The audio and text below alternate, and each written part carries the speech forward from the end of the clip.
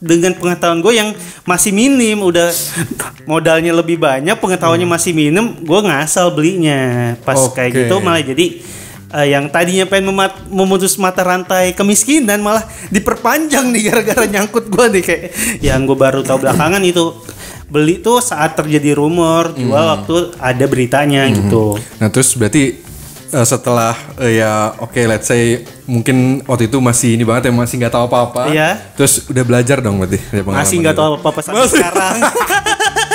Cuma emang sekarang sih udah jauh lebih baik dibanding dulu ya. Misal kalau sekarang gue mau beli saham, gue tuh udah tahu dengan jelas alasan gue belinya.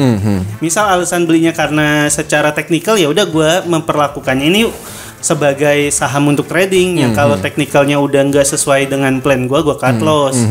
Tapi kalau misalkan gue belinya ini berdasarkan fundamental, selama terjadi penurunan gue masih ngerasa oke, tapi kan ini secara bisnisnya masih cukup baik. Jadi nggak perlu gue cut loss dulu. Gue udah nggak apa-apa ngelihat orang lain untung. Dulu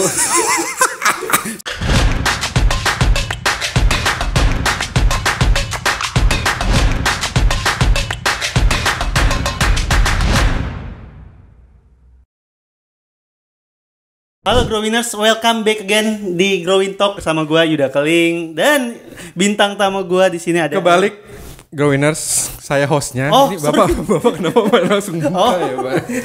Agak terlalu pengen punya program kayaknya ya. Tapi kalau mau buka program nggak apa-apa, kita bisa bareng terus podcast. Oh boleh.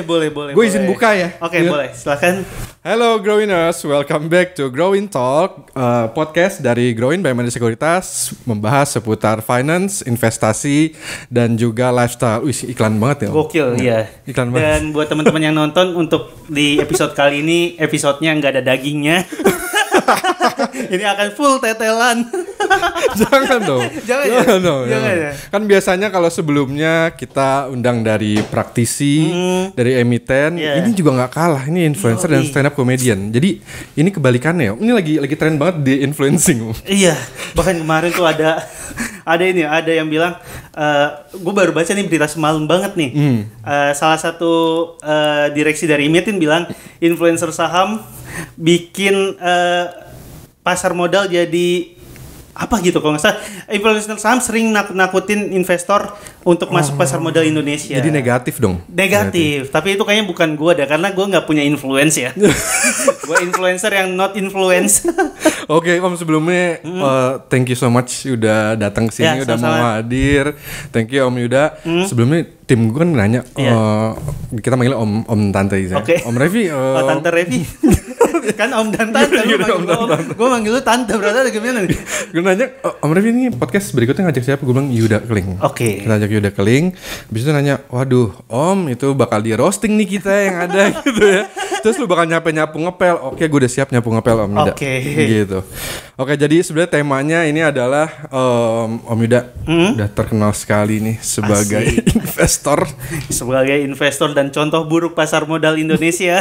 Justru kita mau belajar Om dari kesalahan-kesalahan.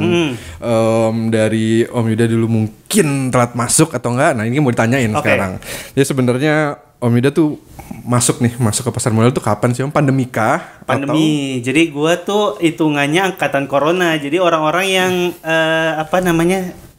FOMO waktu ngelihat orang banyak yang jadi orang kaya di pasar modal. Kayak gue ngeliat TikTok, liat Instagram, kok semua orang bisa kaya mendadak lewat saham ya. Terus gue karena orangnya pengen banget kebelet cepet kaya. Wih, ini adalah cara gue memutus mata rantai kemiskinan keluarga. Itu corona kan ada beberapa tahun nih. Corona yang mana, yang 2020? 2020. Pas market emang lagi jatuh-jatuhnya. Jadi waktu pertama kali masuk tuh memang langsung untung. Karena pas masuk tuh seinget gue bulan itu kan pada jatuh semua. Iya, serok tuh. Mulai bulan Mei 2020 kayaknya. Cuma kan waktu pertama kali masuk itu Mei pandemi ya. Semua orang uangnya terbatas. Jadi gue pertama masuk uangnya masih terbatas. Berjalan uangnya udah lumayan banyak. Coba masuk duitnya jauh lebih banyak juga. Cuma kondisi pasarnya udah mulai normal dengan pengetahuan gue yang masih minim, udah modalnya lebih banyak, pengetahuannya masih minim, gue ngasal belinya. Pas kayak gitu malah jadi yang tadinya pengen memutus mata rantai kemiskinan malah diperpanjang nih gara-gara nyangkut gue nih kayak ya Allah kok makin nyangkut ya gitu. Berarti istilah kata lebih main saham dong karena lu kayak mau cap-cip-cup gitu kan. Bahkan ini ya bener-bener main sih karena gue beli tuh tanpa perhitungan sama sekali. Gue cuma lihat di sosmed nih, wih ada saham ini lagi diomongin, oke gue beli. Karena pas pandemi itu kan pom-pomers tuh banyak banget. Iya. Dan gue juga udah pernah berusaha menjadi pom-pomers ya kayak. Ini pom-pomers titipan namanya. Gue ini kan beli nih saham nih. Terus turun. Kan gue punya masa yang banyak dong di sosmed gue kan. Gue omongin lah nih saham. Siapa tahu bisa naik. Enggak ternyata. Tetap makin turun maka dihindari udah kling masuk sini udah kita nggak usah masuk. Oke, sorry ya maksudnya kan lu benar-benar naik banget. Apalagi kan memang pasar modal itu naik ketika IPO hijau-hijau tuh ya. IPO hijau kan lu di situ kayaknya ikutan banget gitu ya. Nah, itu ceritanya gimana sih lu masuk di IPO, pas IPO lu IPO dong berarti. Iya, gue ikutan IPO-nya. Jadi emang beneran kalau yang misal dulu tuh ngelihat apa yang rame di sosmed, gue ikutan beli. Jadi pertimbangannya tuh benar-benar nggak ada, cuma ngikutin apa yang ada di sosmed, apa ada yang gue baca di Twitter, apa yang gue baca di forum. Jadi beneran beli atas dasar ngelihat apa yang lagi rame. Yang gue nggak tahu saat itu, kalau saham itu udah terlalu rame, biasanya harganya udah terlalu tinggi dan akan ada penurunan. Jadi kayak apa di istilahnya cuci piringnya. Nah, gue tuh selalu bagian yang cuci piringnya, yang ketinggalan gerbongnya. Karena kan saat itu gue tuh nggak tahu kalau ternyata kalau saham itu misal udah rame diomongin bakal malah turun bukan malah sebaliknya gitu. Gue kira kalau makin rame beritanya, makin rame yang diomongin itu malah makin naik. Malah kan yang gue baru tahu belakangan itu beli tuh saat terjadi rumor, jual waktu ada beritanya gitu. Nah terus berarti setelah let's say mungkin waktu itu masih ini banget ya, masih nggak tahu apa-apa. Iya. Terus udah belajar dong berarti. Masih nggak tahu apa-apa sampai sekarang. Jadi gue selama 4 tahun ini nggak belajar apa-apa mas. Gak usah diharapin mas, gue nggak sepinter itu. Tapi maksudnya lu seorang Yuda Keling tuh jadi bikin rame dunia pasar modal dong. Jadi masuk gitu kan. Ya balik lagi ya tergantung audiens ngelihatnya gimana gitu. Ngelihat kebalikan lu ya dia pasti akan belajar banget gitu ya. Ya mungkin pembelajarannya buat orang lain ya. Ya jangan ngikutin Yuda, jangan ngasal belinya. Cuma emang sekarang sih udah jauh lebih baik dibanding dulu ya. Misal kalau sekarang gue mau beli saham, gue tuh udah tahu dengan jelas alasan gue belinya. Misal alasan belinya karena secara teknikal ya udah gue memperlakukannya ini sebagai saham untuk trading. Yang kalau teknikalnya udah nggak sesuai dengan plan gue cut loss. Tapi kalau misalkan gue belinya ini berdasarkan fundamental, selama terjadi penurunan gue masih ngerasa oke, tapi kan ini secara bisnisnya masih cukup baik. Jadi nggak perlu gue cut loss dulu. Nah kalau dulu apapun sahamnya gue beli, kalau itu misal gue bacanya gara-gara teknikal di forum, tapi teknikalnya udah menunjukkan harusnya untuk cut loss, gue bilang enggak deh, kayaknya nantinya akan naik lagi, masih terlalu banyak harapannya dibanding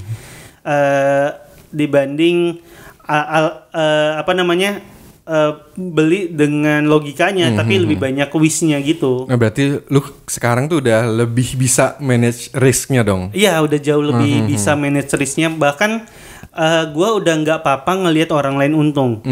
Dulu, sumpah nih, ini mungkin masalah buat orang-orang yang baru terjun di pasar modal. Misal gue beli saham A, ternyata yang naik malah saham B. Gue ngerasa gue rugi, kok gue nggak beli saham B ya. Akhirnya saham A ini gue jual, gue masuk ke saham B yang ternyata saham B-nya udah ketinggian. Dan akhirnya saham B-nya bakal turun, ada saham C naik, gue pindah lagi. Gue selalu pindah-pindah kayak gitu. Nah sekarang gue udah bisa ngerasa misal tahun 2024 kemarin kan salah satu saham yang naik banyak tuh saham-saham konglo kan. Kayak saham misal yang properti dan lain-lain, sahamnya misal Pak PP itu kan naiknya gila-gilaan.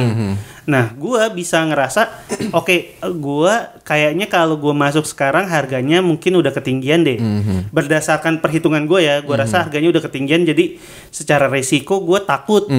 Jadi gue yaudahlah, yang lain orang mungkin pada pesta di sana, gue dengan tetap saham yang gue pegang aja nggak perlu dipindahin gitu. Atau sesuai risk appetite lo ya? Ya walaupun sedih-sedih juga sih. Kayak, kok semua orang udah bisa TP dan belanja, gue masih nungguin saham gue gerak ya. Berarti kalau ditanya tipe investor ya berarti lu hampir dua-duanya ya. Kayak misalkan gue ada yang long term investingnya, gue ada juga yang trading harian gitu. Kalau tadi lu cerita. Iya dua-duanya, cuma kadang nggak melulu harian. Jadi emang misal ada yang buat jangka panjang itu gara-gara nyangkutnya udah ke daleman ya. Jadi emang buat jangka panjang banget. Tapi ada yang kalau emang lagi waktunya kosong kan emang trading tuh perlu diperhatiin ya. Misal emang lagi nggak ada kerjaan, terus mau mulai trading ya emang ada yang trading gitu. Oke. Jadi dan biasanya bahkan itu gua bedain akunnya gitu. Ada akun yang untuk jangka panjang, ada akun untuk trading gitu. Oke. Jangka panjang dengan growing. Tradingnya juga dengan growing. Oke. Nah terus kalau misalkan nih ya, nih gue nggak tahu kalau gue mau nanya intensi lu membeli saham lebih dalam lagi nih ya. Yeah. Kalau gue kebetulan ya, gue di product marketing Mandiri Sekuritas di digital bisnisnya. Ya kan gue juga 9 to 5 juga ya, office gitu ya, ngerjain campaign marketing segala macem. Ya gue kalau menganalisa, gue menggunakan research report dari analis gitu. Nah memang di Mansek itu ada dua ya, memang ada analis yang for institutions. Nah itu biasanya emang long term banget, dan ada yang untuk yang trading harian gitu ya. Itu bebas-bebas aja dong semua orang. Nah, kalau di report kita nih teman-teman Growingers itu juga bisa ngeliat kalau di website itu ada di growing.id itu ke research itu ada semua tuh. Ada Investor Digest, ada juga yang kalau yang harian gitu juga ada ya, yang trading swing trade segala macam rekomendasi. Nah, kalau gue ikutnya di rekomendasi Om. Jadi ada alasannya kan. Udah dianalisa sama analis lah gitu. Betul. Nah, kalau lu gimana? Sorry, kalau gue misalkan dia kan ngasih tahu ya biasa di report itu beli di sini, take profit di sini. Nah, gue paling suka itu adalah ada stop loss-nya. Stop loss itu kan kayak ngajarin ya manage risikonya kan. Benar. Nah, kalau lu tuh gimana Om? Gua nunggu WhatsApp dari temen sih Yud masuk sini ya. Yang tadi gue ngomong salah. Gue ngomongin kayak nggak ada yang benar semua ya. Gak. Gue sejujurnya gue tuh suka banget nontonin banyak YouTube atau podcast, dengerin podcast udah banyak yang keren-keren yang terkait sama investasi saham. Misal ini salah satu yang gue tonton dan akhirnya gue memutuskan untuk beli. Misal yang di akun ini akun YouTube-nya Growin, kan ada yang bareng sama Bluebird. Oke. Nah, gue waktu nonton itu kan gue juga tahu berarti kalau emiten lagi pengen ngelakuin sesuatu dia kan butuh pemberitaan. Nah, gue lihat waktu itu pas Bluebird di sini jadi tamu, gue dengerin Pak Andre guys. Ya Pak Andre ternyata secara bisnis Bluebird itu bahkan waktu ada ojek online yang mobil ojek online, taksi online kan rusuh banget ya. Iya, ternyata nggak terlalu mengganggu secara bisnisnya. Oke, gue habis itu setelah gue dapat satu info, gue coba cari tahu sendiri. Misalnya gimana, gue nanya sama ChatGPT sih gue. Gue coba diskusi aja sama ChatGPT, terus ngelihat secara, kan gue juga belajar teknikalnya kayak gimana. Oh ternyata emang secara harga lagi di bawah harga biasanya. Jadi ya udah mulai coba dicicil belinya. Dulu tuh gue selalu ngerasa kalau beli saham mendingan langsung beli full, sekali aja bisa tinggal. Dan sekarang gue belajar kayaknya kalau beli full itu secara resiko akan jauh lebih besar. Jadi gue mending porsinya masuknya sedikit-sedikit, walaupun memang kalau ternyata naik ya jadinya untungnya dikit, cuma ya nggak apa-apa dibanding resikonya tinggi gitu. Ada yang paling mudah kalau lihat saham misal yang sekarang perbankan, ada beberapa perbankan yang di bawah PBV rata-ratanya. Kan kata yang gue denger dan belajar dari banyak video, PBV itu biasanya kalau itu saham yang fundamentalnya bagus itu akan balik ke rata-rata PBV umumnya. Ya kalau emang sekarang lagi di bawah rata-rata ya berarti cukup menarik untuk dibeli gitu. Oh, berarti lihat price book value, rasio lu pelajarin. Iya, coba belajarin dikit-dikit lah, walaupun lebih banyak ChatGPT yang membantu gua. Ini artinya apa ini? Tapi yang penting dapat kan informasi. Yang penting dapat gitu. Dan cuma untuk pencarian pertamanya itu gua menggunakan banget analisis dari sekuritas, dari YouTube gitu, karena kan gue perlu akuin gitu, yang seorang analis dari sekuritas itu memang kerjanya kan menganalisa.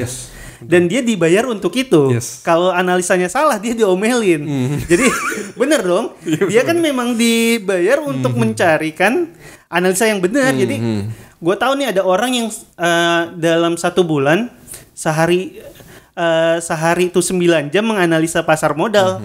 Sayang banget kalau gue nggak pakai kesempatan buat dapat analisa gratis dari mereka gitu. Jadi gue menggunakan banget analisa dari sekuritas, tapi gue nggak langsung. Kalau dulu kan gue baca forum ya, orang yang muncul di forum bahkan namanya biasa nama random, kita nggak tahu di balik itu siapa. Kalau sekarang kan oke, berarti kalau dia analis jauh lebih terpercaya kalau buat gue. Dan kalaupun gue mau mutusin beli, gue biasanya gue cari tahu dulu, oh ternyata buat beberapa analisis sekuritas secara resiko nih saham pilihannya di luar ya resiko yang gue bisa tanggung deh. Jadi gue nggak melulu ngikutin, tapi masih gue pilah-pilah juga gitu. Walaupun pasti kan di mana analisis tersebut kan pasti mereka punya target gitu ya. Walaupun memang tetap ada disclaimer on ya. Tetap pasti akan ada perubahan. Justru memang tetap ada revisi-revisi gitu. Iya benar. Misalkan kayak target ISG segala macam. Tahunya kemarin ISG juga tidak sesuai target gitu. Iya. Jadi kalau emang analisanya udah benar tapi kondisi sosial politiknya lagi nggak mendukung kan, berarti udah pasti jadi turun gitu. Jadi gue bahkan merasa sekarang kalaupun gue lagi rugi, gue udah nggak nyalain siapa-siapa. So itu kalau dulu tuh gue orangnya kayak aduh gue rugi nih gue inget-inget nih nama dia di forum ini nih, nggak akan gue ikutin lagi ke depannya. Coba kok dia sekarang untung, ikutin lagi. Banyak maju mundurnya lah. Oke, berarti tadi intensi membeli itu menarik ya. Kalau gue tadi bilang gue lewat analysis report gitu ya, lu YouTube, ada yang dari Mansek juga YouTube. Berarti ngaruh juga ya Om kalau kita buat konten-konten kayak gini gitu ya. Kalau buat gue tuh bahkan membantu banget ya. Gue tuh terima kasih banget misal kayak YouTube-nya Mansek, YouTube-nya Korifan Kurniawan, YouTube-nya The Overpost. Overpost gue suka banget. Jadi kan banyak tuh YouTube yang gue ngerasa kita diberikan informasi segratis itu dan sedalam itu. Bener. Jadi buat gue yang gratis ya, buat gue yang mungkin pengetahuannya belum sedalam itu. Jadi kayak ternyata gini ya cara emiten bekerja. Nggak perlu masuk ke grup apa.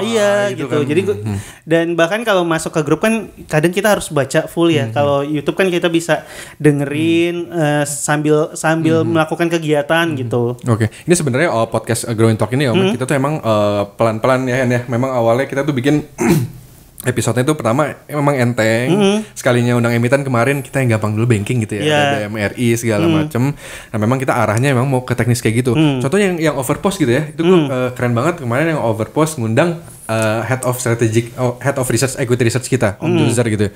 Itu nggak bro ngejelasin apa? Ngejelasin annual report Algoto bro. Iya kan itu viewersnya banyak loh, yang gue kira kayak wah kayak kalau kita bikin terlalu teknis kayak nonton mungkin nggak tahu nih, banyak ternyata bro di situ banyak banget. Dan itu gue rasa banyak orang yang kayaknya udah mulai, kalau dulu ya mungkin banyak yang angkatan corona kayak gue tuh beli saham karena nyari adrenalinnya atau nyari kesempatan untung tapi pengen secepat-cepatnya dan dengan pengetahuan yang seminim-minimnya. Sekarang orang mungkin banyak yang udah belajar kayak kalau gue mau untung di pasar modal, gue tuh nggak bisa cuma berdasarkan feeling. Gue emang harus mencari tahu lebih, belajar lebih gitu. Dan YouTube kayak yang tadi kita sebutin itu membantu banget buat gue ya. Yes, bener. Nah apalagi kalau misalkan itu ya, kalau berdasarkan sektor gitu ya.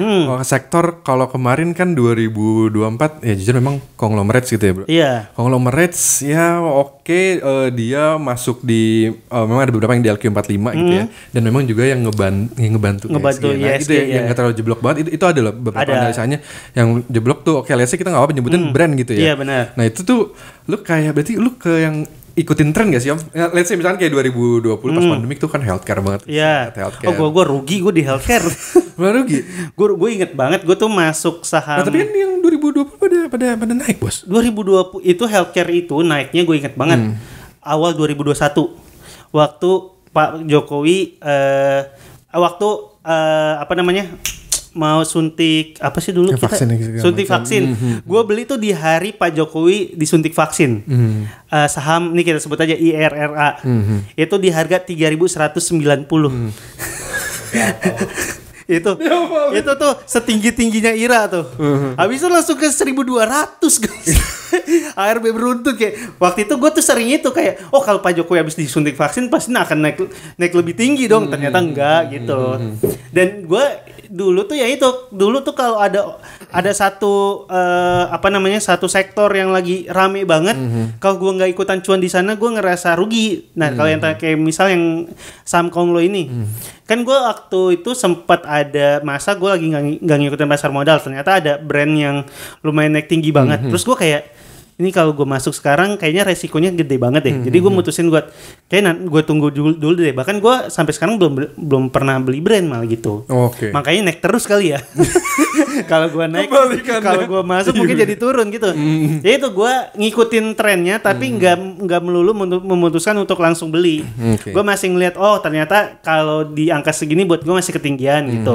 Oke. Nah berarti tadi gue juga lu ngomong yang pertama kayaknya lu pernah put all your money in one basket tuh. Gue juga pernah bro. Apa? Ya gue let's say yang paling kita cari yang paling bagus ya. Yang kalau menurut gue berdasarkan analisa ya berarti gue masuk BBCA. Tapi gue masuknya itu doang bro, all in bos. All in. Memang ya ada untungnya. Ya namanya fluktuatif ya, namanya sama, ada naik ada turun. Turun ya memang masuknya gede. Jadi pas naik 1%, 2% kayak seneng gitu. Pas turunnya 2%, 3% ya memang walaupun besokannya naik lagi kan ada gimana hati lu yang nggak bisa tidur tuh gitu loh. Tapi lu all innya BBCA masih bisa tenang, gue Goto. Itu berarti itu beneran ya? Bener, gue kira gimmick doang dulu. Gue tuh punya saham Goto dari awal IPO di harga 311 ya kalau nggak salah. 311 ya, bener ya? 311. Gue akhirnya bisa average sampai sekarang di 90. Gila, tanpa pernah sekalipun cut loss. Gila gak lu? Berarti kayak nabung ya saat masuk.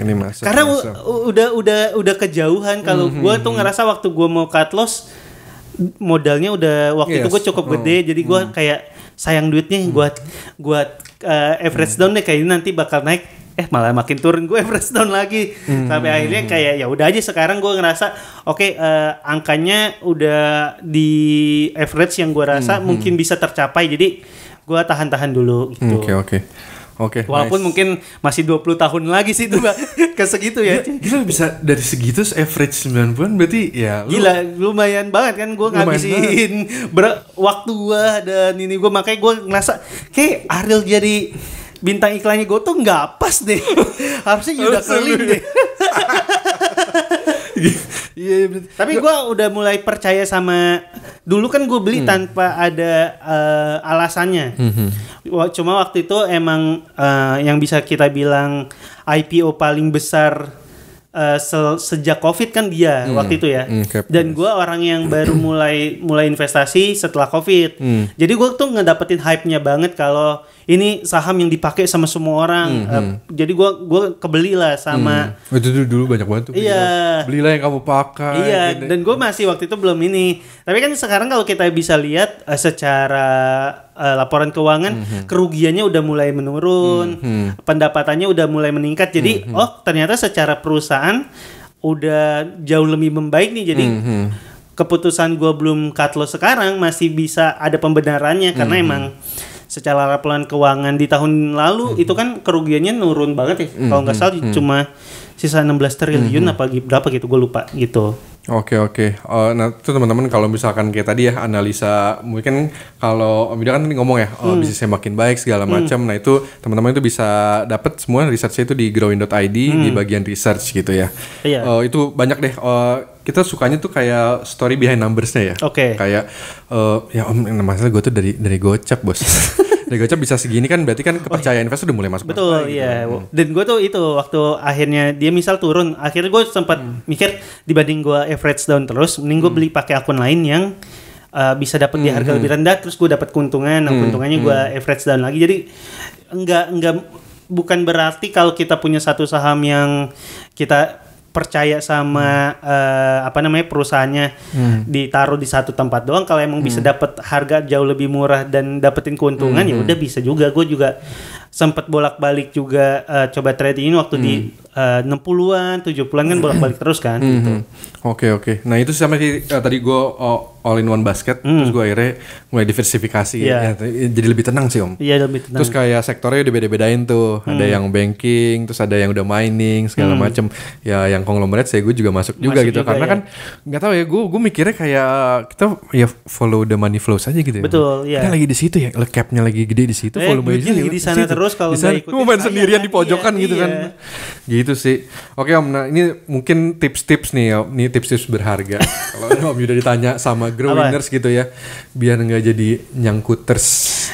Kalau buat gue biar nggak jadi nyangkuters, yang paling pertama dipikirin adalah jangan sampai keinginan lu untuk untung di pasar modal itu melebihi resiko yang lu siap dapat di pasar modal juga. Dulu tuh gue pengen untungnya gede dan gue nggak mikirin kerugian sama sekali, padahal bisa jadi kalau lu pengen untung gede kan resikonya juga makin gede juga kan itu. Jadi kalau lu emang pengen untung gede, lu harus pastiin juga lu siap dengan resikonya. Kalau lu nggak siap dengan resikonya jangan.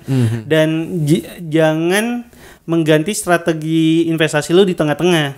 Maksudnya apa? Misal lu beli saham ini karena ngikutin tren atau ngikutin fundamental. Kalau ternyata ngikutin tren, ngikutin teknikalnya. Tapi kalau ternyata teknikalnya udah nggak sesuai dengan yang lu set di awal, jangan langsung kayaknya nanti bisa balik lagi deh.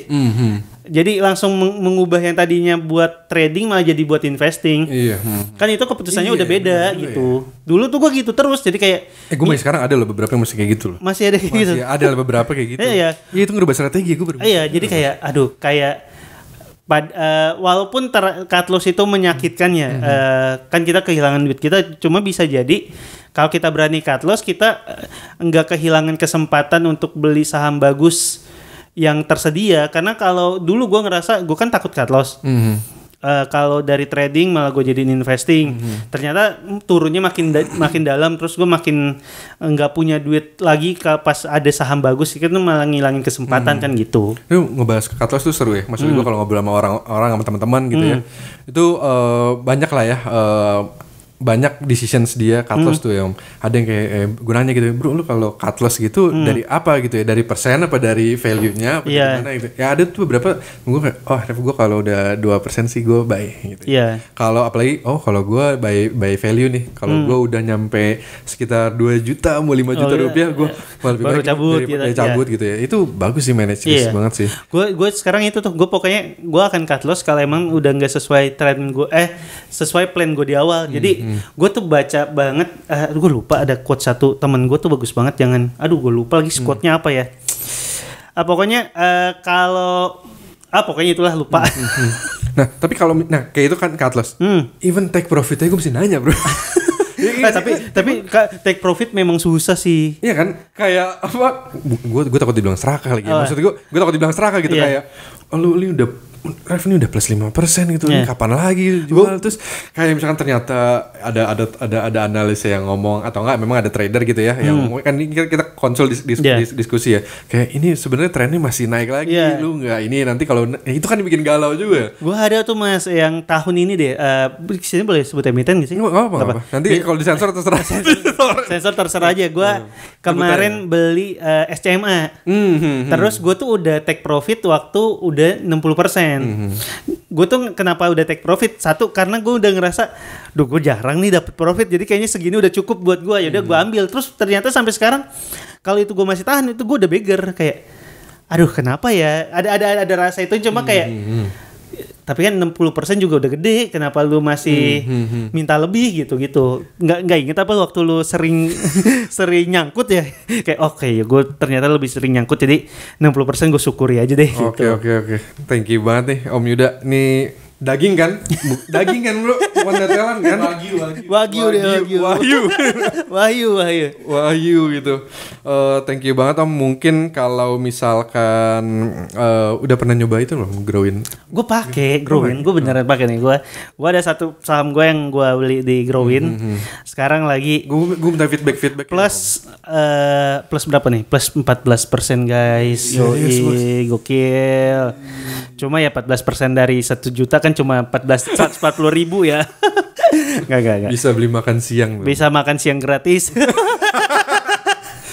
Gitu. Tapi gue seneng sih karena gue kan gue pakai tapi versi website yang pasti yang invest.growin.id itu senengnya nggak banyak distraksi gitu. Jadi emang kalau lu cuma untuk invest, untuk beli dan jual, ya memang tuh websitenya website beli dan jual, jadi nggak banyak distraksi apa-apa, jadi jelas gitu kebutuhannya emang untuk itu ya websitenya disediakan untuk itu. Berarti lu buka invest.growin.id di handphone ya? Di handphone. Nice. Tuh. Jadi teman-teman kalau selain Growin app gitu ya, di aplikasi di App Store atau Play Store ya, kita sebenarnya di Growin juga ada yang web based gitu ya. Web based. Karena kan memang awalnya web based kan. Awalnya web based ya, kan ada yang Growin Invest sama Growin Pro. Nah, itu kan kayak tahun lalu web based doang kan, belum ada dulu. Kita masih develop di apps-nya. Nah, dan gue udah terbiasa pakai web base-nya, udah web base terus aja gitu. Tapi selain dari handphone, ini gue jadi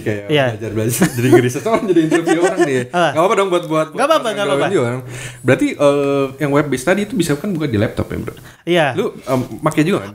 Kalau emang untuk yang trading, gue biasanya pakai komputer. Jadi maksudnya karena bisa switch juga kan ke pro. Iya. Kan? Misalnya untuk trading kan kita mau narik garis jauh lebih mudah pakai komputer kan. Jadi lebih ketepatannya, terus angka-angkanya jauh lebih jelas. Jadi bergantung kebutuhannya aja. Kalau emang kebutuhannya untuk investasi yang misal kayak swing trading yang habis beli terus lu bisa tinggal sebulan 2 bulan, ya kan emang itu lebih mudah kalau semuanya pakai di handphone kan gitu. Oh, boleh nih nextnya kalau event offline nih boleh jadi narsum lagi.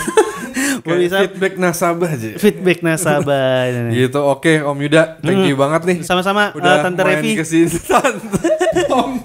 Om Revi, terima kasih banyak. Thank you. Izin tutup mungkin tutup lagi Om Yuda.